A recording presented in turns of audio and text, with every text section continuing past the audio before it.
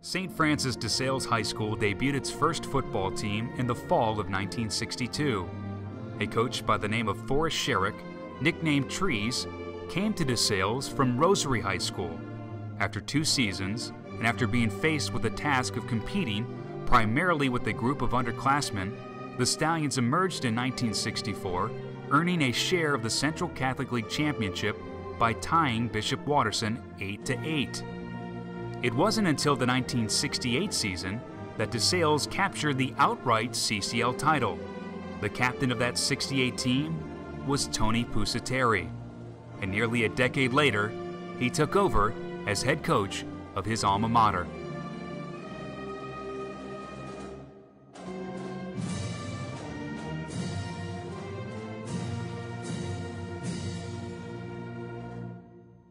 Pat Rossetti called me down and he said, "Hey, listen, I'd like you to be the head football coach." Are you kidding me? I mean, like, I remember what I did. I went down to the chapel, you know, and that's the first thing I did is went down to the chapel, got excited, called my dad, and I was just in heaven. And then when I went to bed that night, I said, "Oh my, I'm the head football coach at de Sales. I don't know if I can do this," but it was the best thing that ever happened to me. I was always in awe of Tony's ability to motivate people. If it was a fellow teacher, a coach, one of his players, one of the kids in his phys ed classes or his health classes, he did an excellent job of motivating people. The thing about Tony is he's totally disciplined, so he's always organized. He knows his players inside and out, and he's intense. And he does all this. I don't think I've ever heard Tony say a swear word ever, even in private. So, the guy is just his integrity level is just heads and shoulders above everybody.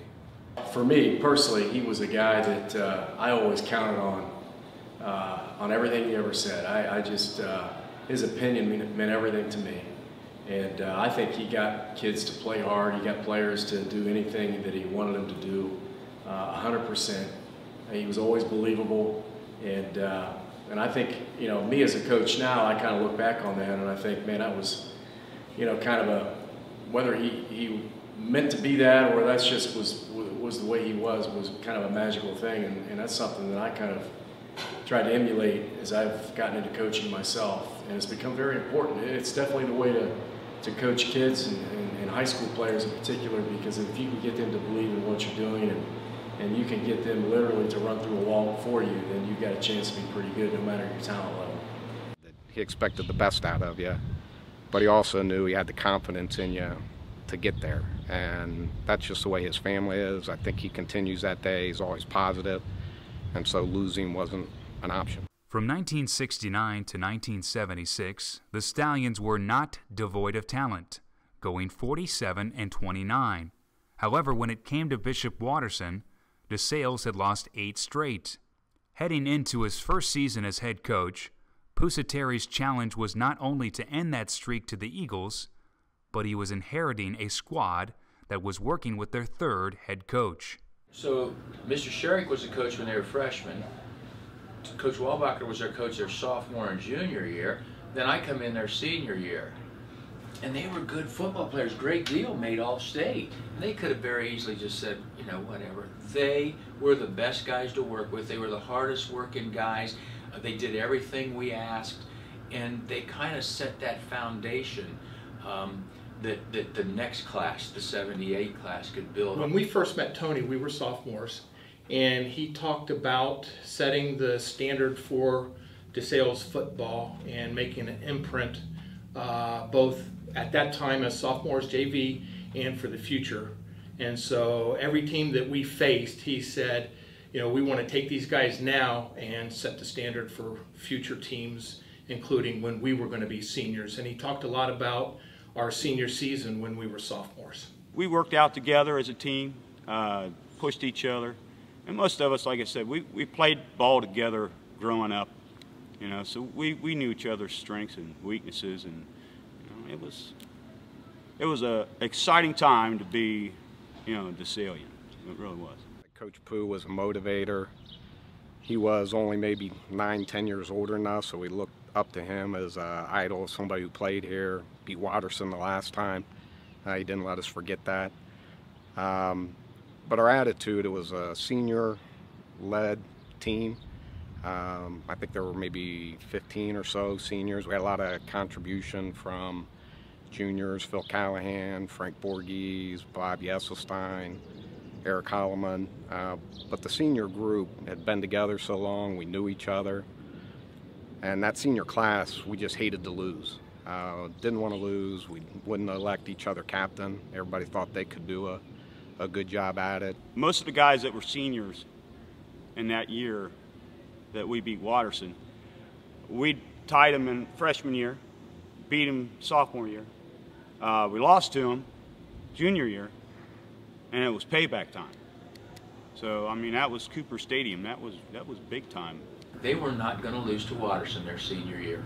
There's no other way I could say it. All you guys out there that are athletes or played football, you know what I'm talking about. They were not going to lose to Watterson, and they all felt that way. And they had a guy named Guido coaching the defense, and I didn't even worry about that. They probably thought Watterson wasn't going to score, let alone lose. Coach Guido was a strategist. He prepared us to the extent that in every game that we stepped into, we knew exactly what that other team was going to do. And so we were able to stop almost every scheme, every encounter that we were faced with our opposing teams. Yeah, we had the utmost confidence in Coach Guido. He put us together as a group, and whatever scheme he called, whatever play he called, we ran it all the way out and always had confidence that he was making the right call and gave us the confidence to make the plays. Guido was my defensive coach, and anybody that's ever played defense for Guido says that he's my coach. And you know, that's just kind of the way people feel about him. I think every single player that's ever played defense, and even guys that didn't play defense, they would literally give their right arm for that man. And you know, he's just a special guy. He's very unique. Every player loves him. You know, you play hard for him because you know his heart is in the right place, and the message he was always sending was the right one, and that was to be tough, to be physical and aggressive, and just to play football the way DeSales players are supposed to play. And that was always the thing we took with us. And you know, although small in stature, you were very intimidated of him and knew that at any point he was going to maybe throw a right cross at you and get your attention and, you know, kind of wake you up that way. He scared the crap out of me. I'm not kidding at first. I mean, you looked at him and you immediately thought, I'm not going to mess with this guy, and nobody ever did. But deep down, he has a great heart, and he was a great coach. He knew defense as well as anybody that I ever knew, and he had a certain, kind of like Coach Pusateri, he had a game plan in mind for Watterson or whatever team that we played. Really enjoyed playing for Coach Ricevuto. I've known Guido for many years. I've always admired Guido because I felt that he was a wealth of knowledge in athletics. In the early years, watching Guido interact with our football staff was fun because Guido was the old sage, and he was old school about his outlooks on athletics and kids and their commitment to athletics. And I liked the way he handled the kids. It was a definite father image with our coaches and our players. And Guido was always a calming effect. He could get fired up, there's no doubt about it. And it was always fun to listen to him get a little bit riled up with some of the other coaches, which some of them were Italian, and he proved the adage that if you get two Italians in a room, there are three opinions. There was no doubt about it with Guido and some of the guys that he coached with. But it was always fun to watch Guido in action. I think he was most respected by the kids, and now watching him generations later play the same role is just so heartwarming for me. Well, having a guy like Guido around is just an incredible experience. When you think about tradition in high school football and the fact that there's really nobody any more impressive over the course of time than DeSales. And not only do we get to hear about the tradition, but we actually get to live it with Guido being with us every single day. You know, he's really one of the true originals, one of the guys here in the late 60s who helped get this whole thing started. And the fact that it's 2014 and he's still with us and still coaching, it's really a special thing for us. This sounds kind of corny, But I'm talking about back in the 70s. Now, he knew that it wasn't all about football, that the kids loved to sit around and talk with Guido about anything. And they trusted him. And I want to tell you, you talked about shutouts that Guido had. I know he's got a plaque at his house. If you could see it, it's awesome. But it's got Guido, says we couldn't do it without you. And it's got every shutout that he ever pitched at DeSales. And you don't do that if you don't trust your coach. You have to trust your coach.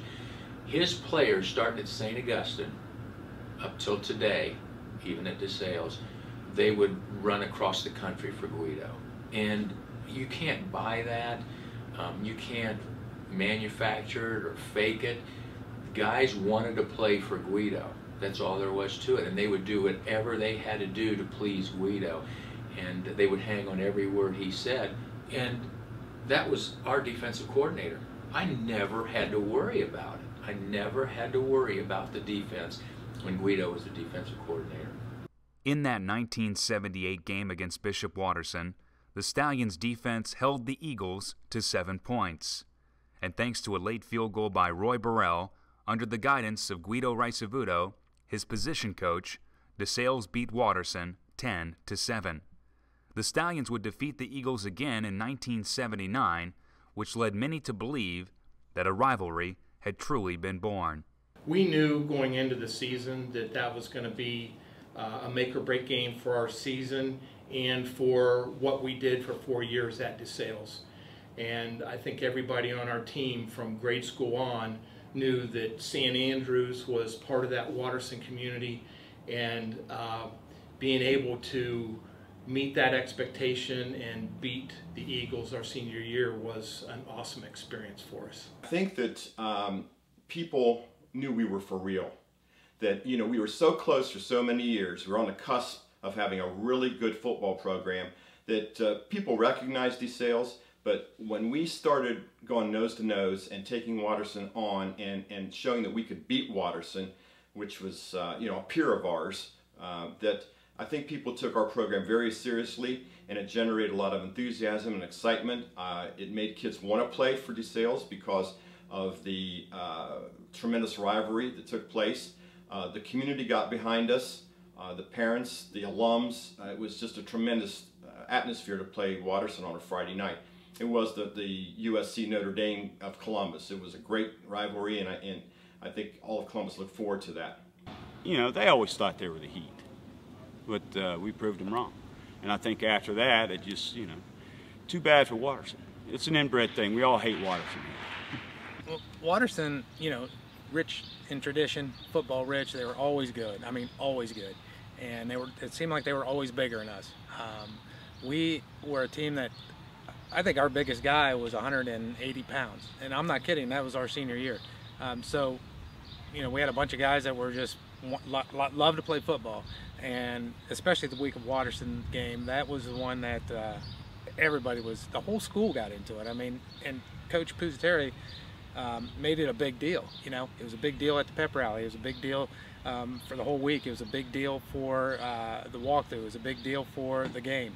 And, you know, you kind of got, you know, goosebumps as a player. I did. I loved it.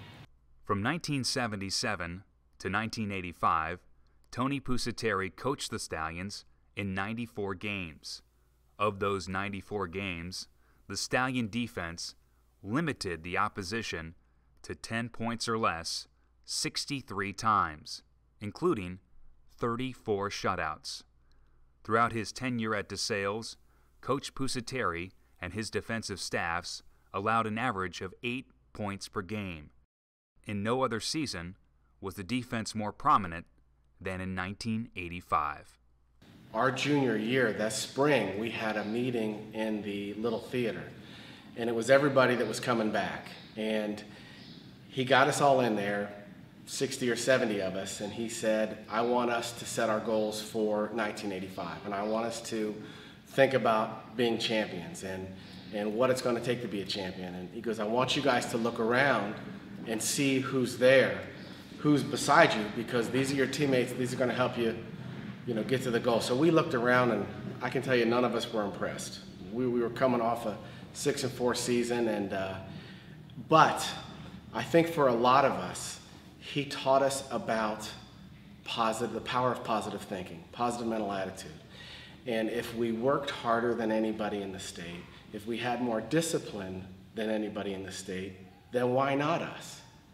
We would be working in the weight room and he would just come up in our ear saying, no one's gonna stop you. No one's gonna stop you. No one's gonna stop you. Now you say it. And so he kind of got a lot of people thinking maybe like they never had before with respect to just positive thought. Well, I think the thing that made it most special was the fact that we all had each other's back. And what I mean by that is not only did we commit to each other and the team, we looked out for each other. Not just on the field, but out in public, whether we were out and about with our friends or representing our school out at the grocery store on the weekends. We made sure that we did the right thing, stayed on the path, and once we established that, it was hard to stop the momentum we started for that season. And I would say the thing that made it so special to get back to was the fact that we looked out for each other all throughout those 14 weeks of that season. The teams we were going against were, every one of them were bigger and stronger and faster, and they would have 3 or 4 or 5 Division I full ride guys.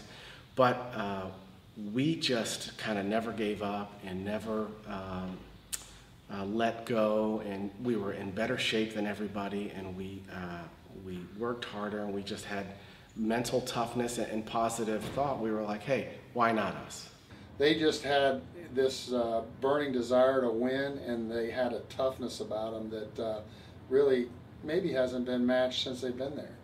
Well, I'll tell you the truth, and I've told this before. I said to my wife, I said, gosh, we're going to be pretty good. And I said, I think next year that we're going to win the state. And she goes, what do you think this year? And I says, I think we've got a chance to make the playoffs. We'd never made the playoffs before at DeSales. And I thought, next year, boy, we could be really good.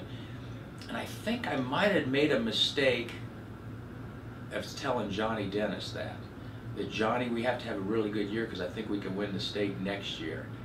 Well, if anybody knows Johnny Dennis or Jamie Kua or Mike Asbeck, we were ready to play Watterson. And my wife said, what do you think? And I said, I'm going to make this prediction. If we beat Watterson, we will win 14 games and win the state. I'm just telling you that, Kim. She goes, what? She goes, we've never even been to the playoffs. And I said, I've looked at the scores from all over the state. Watterson's one of the best teams. They're really good. We're pretty good. If we beat them, nobody will beat us. And so it started off thinking like we're going to be pretty good and get to the state for the first time, and then maybe next year, you know? And it happened a year early.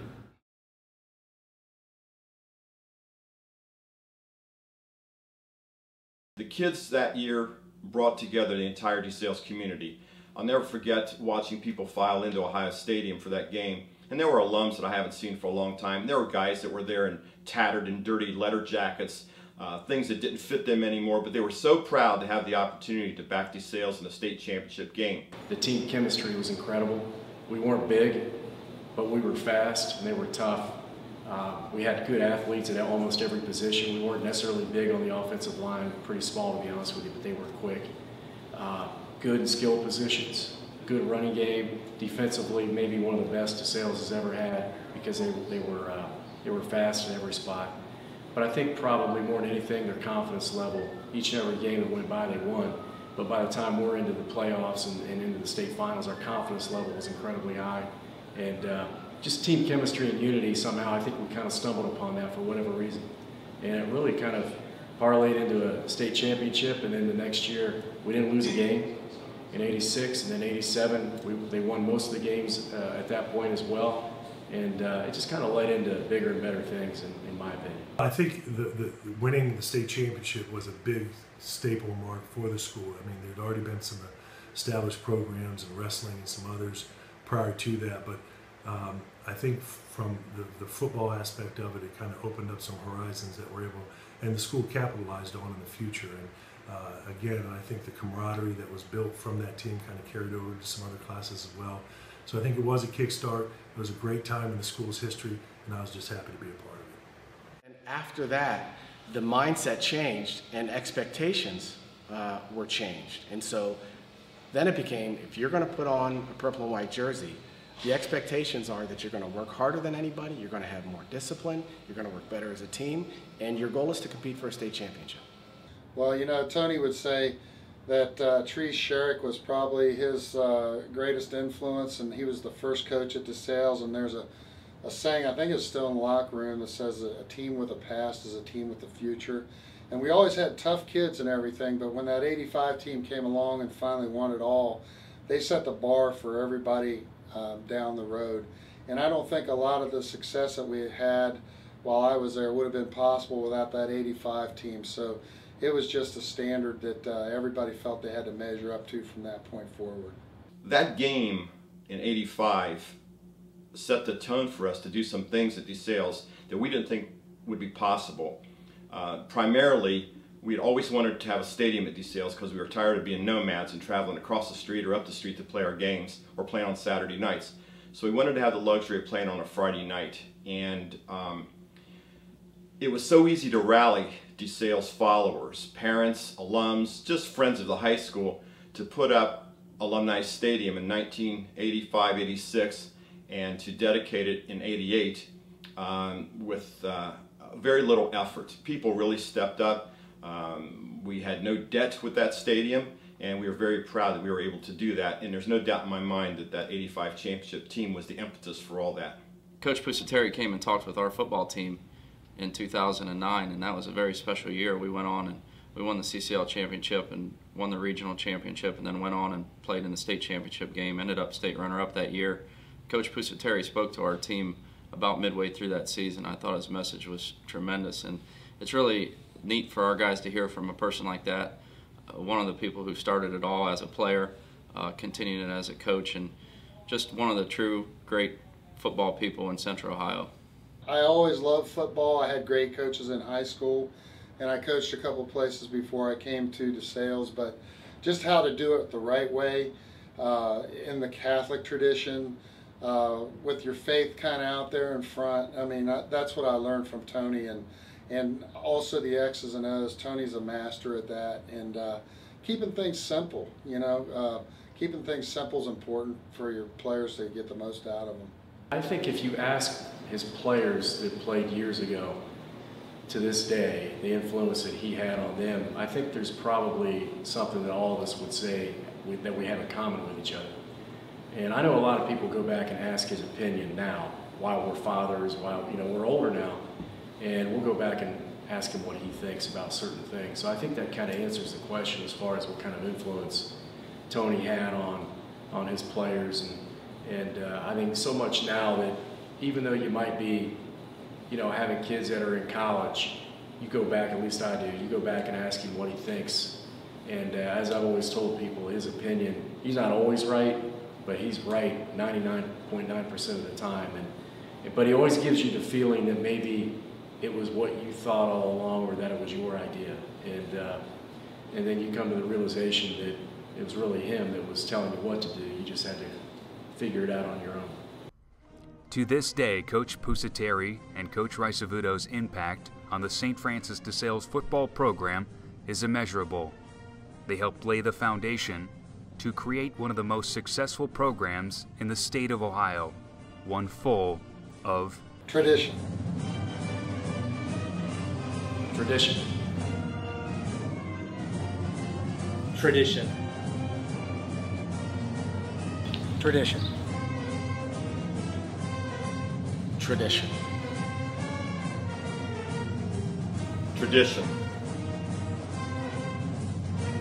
Tradition. Tradition.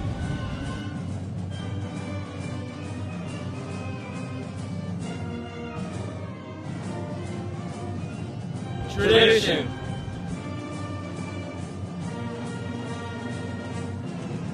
Tradition.